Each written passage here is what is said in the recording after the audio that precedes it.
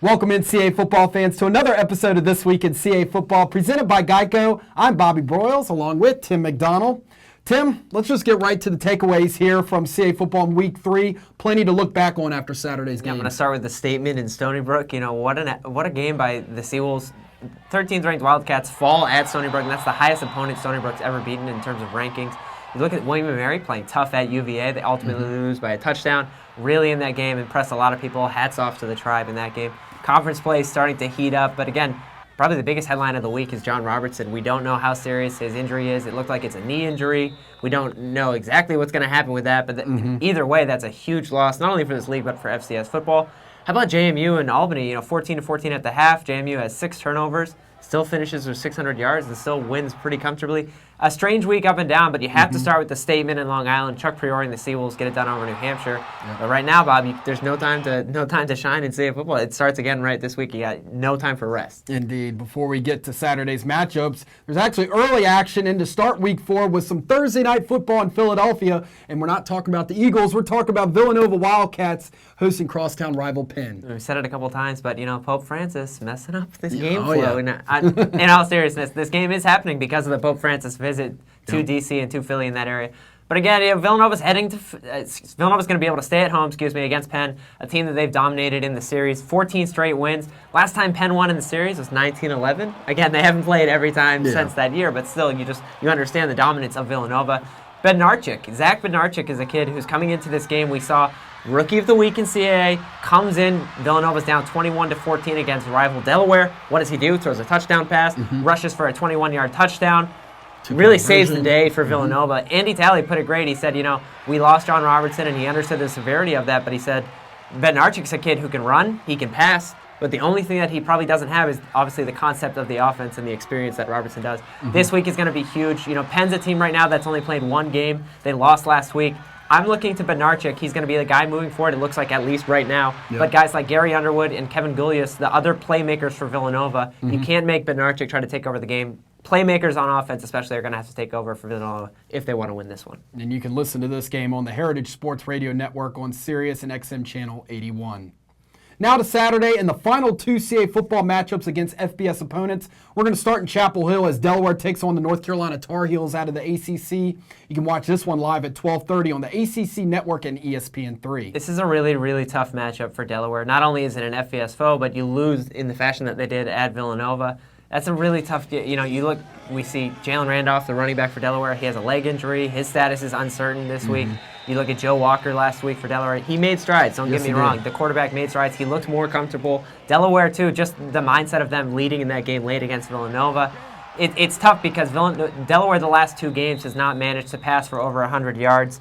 Delaware this season alone only has 1 touchdown pass. They average 95.3 yards per game. 3rd in total defense, though. I think that's the thing that's keeping Delaware in games right now. I don't know. It's a tough matchup. Don't get me wrong. UNC is going to put up a lot of points, but last week UNC beat Illinois 48-14. It gets tougher for Delaware. You look even if they can get out of this game healthy and try to compete in this game, they get William & Mary at home the following week. So if you're Delaware, you have to go in this game. Use the 2 running backs. So we've talked about a couple of times. The freshman Thomas Jefferson and the other freshman Kareem Williams are going to expect to take the load on offense.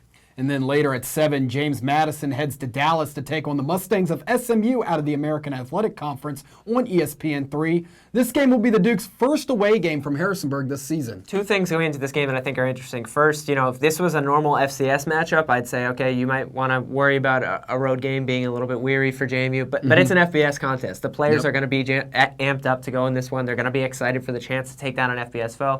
The bad news is SMU is a team right now, 2 losses, but those 2 losses are to Baylor and to TCU, both of which they gave up 56 points, which is great news if you're JMU, but again, that's Baylor and TCU. So the 3 teams that JMU has already faced is nothing in comparison to what SMU is going to be like. Chad Morris is the new head coach at SMU. He's a guy from Clemson who just has an offensive mind and an offensive guru. Right now, though, JMU, you have to be impressed.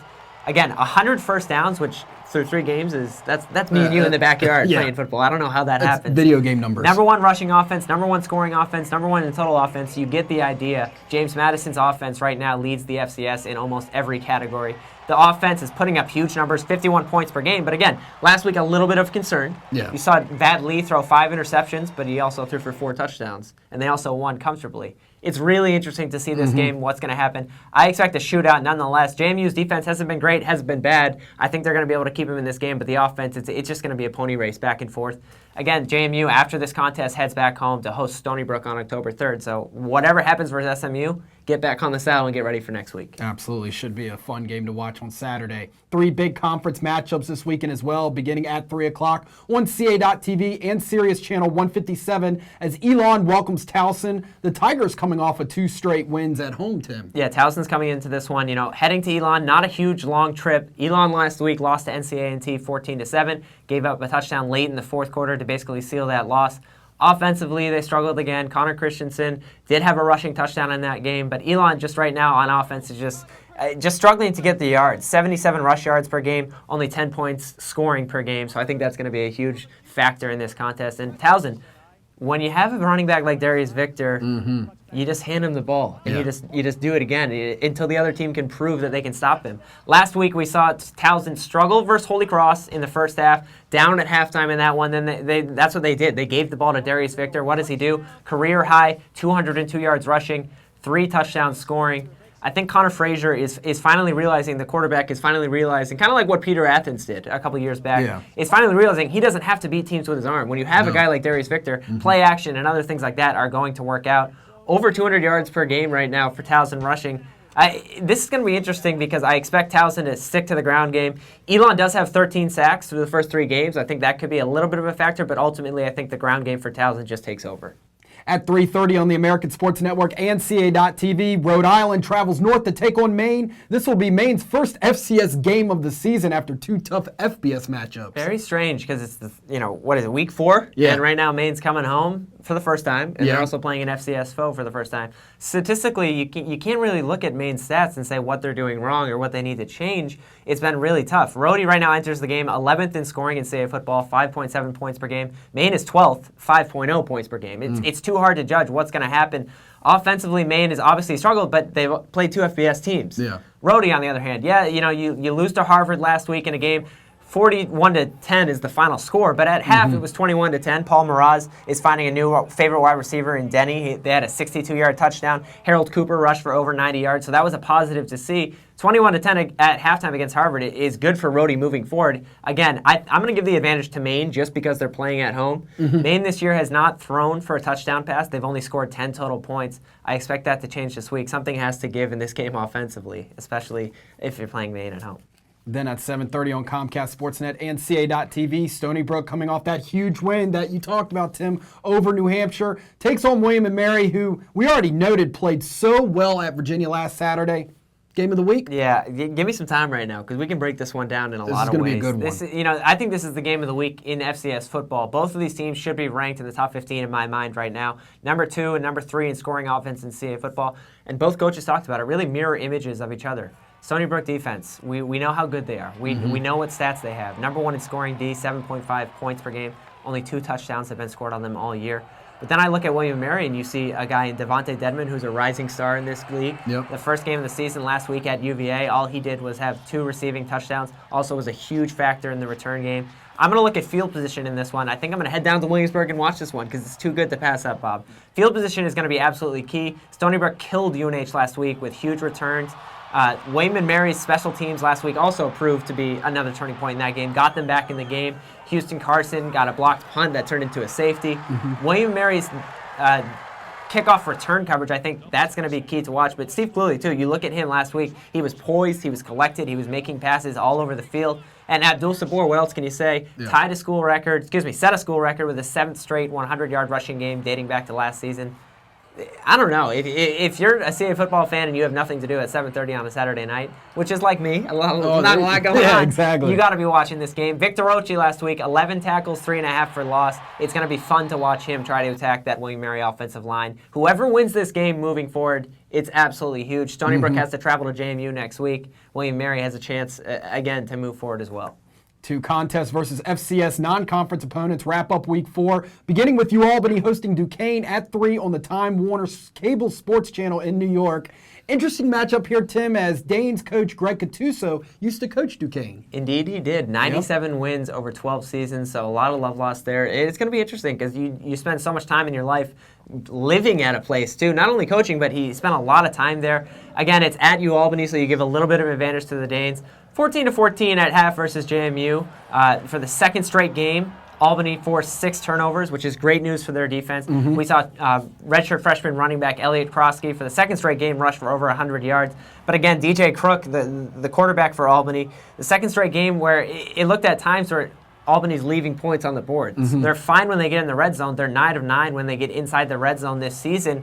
But Crook, I think, needs to improve a little bit. 18 of 36 passing last week, 167 yards. If he can improve and Albany can start to turn those 6 turnovers into points, you're going to be in games late. You look at Duquesne, a team right now, 2-1 entering this game, but they lost at Dayton last week. I'm looking at Albany to be able to bounce back at home, especially after knowing how well they played against James Madison in the first half last week. And finally, Week 4 concludes from Durham with New Hampshire, looking to bounce back at home versus Central Connecticut State at 6 p.m. First game at Cowell Stadium for the Wildcats after 3 straight road games to begin the season. A little bit like Maine. It's interesting because UNH has played a couple of contests already, but hasn't been able to feel comfortable at home. And they've had some long away games, too. Long bus rides, a long plane ride. It's going to be nice to come home and play. We see the stadium in the background. Interesting to see how the fans are going to fit in at UNH because they only have that one side right now. I think a win could go a long way for UNH. I don't think it's a must-win, but it's definitely a win that they need to get under their belt. 3 QBs played last week at Stony Brook, only scored 6 points, and that came at the end of the first half. We saw McCormick, we saw Adam Reese, we saw Trevor Knight. We're not even sure who we're going to see this week starting under quarterback. We know Goldrich is still hurt with a high ankle sprain. Central Connecticut State's a team who already lost to Stony Brook. They have a very good quarterback in Jacob Dolagala, who's a true freshman, had 3 rushing touchdowns last week. They beat Bowie State. But again, New Hampshire coming home and needing a win. I think a little bit angry, too, at the same time. I think they get bounced back this week for Central Connecticut State. Dalton Crossan, I think, should have a huge game in this one rushing. Yeah, also look for that New Hampshire defense, definitely. Like you said, angry, should be ready to go Saturday. Yep. CAFootball.com has all the information you need to watch games from Week 4. And a reminder, CA.TV will simulcast the ASN coverage of Rhode Island at Maine and CSN's broadcast of William & Mary hosting Stony Brook. And I got to give my weekly little social spiel here. Yes, you do. You know we have an official hashtag. Yeah, it's true. CAA Football, CAAFB. We're on Facebook, we're on Instagram, we're on Twitter. All you have to do is search CAA Football. CAA Football on campus made its debut at Stony Brook last weekend. Head over to the blog cafootball.wordpress.com for a look at game day on Long Island, and check back tomorrow for our Going Deep premiere on Seawolves quarterback Connor Bednarski and his work with uplifting athletes. On top of that, the crew will be on the road again this weekend, Tim, at Maine. Stories just keep on coming. You got to love it, too. Eric and Mike are going back up to Maine, to Orono. This is going to be another interesting week to find stories that's happening across CAA football that a lot of people don't know. Plus, not only that, if you miss the story, you're probably likely going to be able to see Stony Brook's ongoing story at halftime through some of these TV games as well. It's just a great thing that we're doing for the league. I'm really excited to show people and that our crew can develop something, especially Mike. He's doing some new things off with the video to show people just different looks about the league. Absolutely. Well, that will do it for us today. We'll see you again right here next week for another episode of This Week in CAA Football.